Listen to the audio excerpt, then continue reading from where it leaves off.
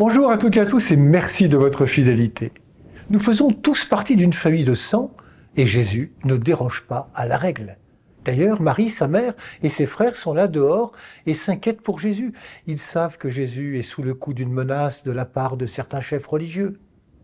Cette attention que portent sa mère et ses frères est toute naturelle, bien sûr.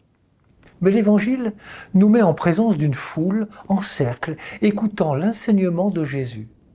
Cette foule, attentive à sa parole, Jésus la considère comme sa famille. Et là voilà la bonne nouvelle de l'Évangile. Nous faisons partie de la famille de Jésus. Oui, nous sommes de sa famille si nous accomplissons la volonté de Dieu. La parole de Jésus ouvre ses auditeurs à une autre famille, la fraternité universelle que Dieu souhaite pour toute l'humanité. Une famille fondée sur sa parole qui est Jésus, son Fils, le Verbe incarné. Une famille dans laquelle l'autre, les autres, sont des frères, sont des sœurs. Une famille toujours à construire.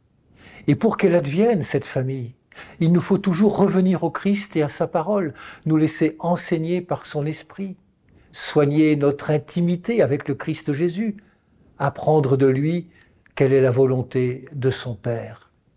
Ainsi, le chrétien doit tenir deux attitudes. Honore ton père et ta mère, et en même temps, Père, que ta volonté soit faite. Par le baptême, nous avons reçu une nouvelle famille avec des frères et des sœurs. La voilà, la famille du Seigneur, la fraternité universelle. En Christ, nous ne sommes jamais orphelins. Alors, apprenons à vivre à la suite, comme des frères et des sœurs, heureux de travailler avec lui à la vigne du Seigneur. Bonne journée à toutes et à tous, prenez bien soin de vous et des autres.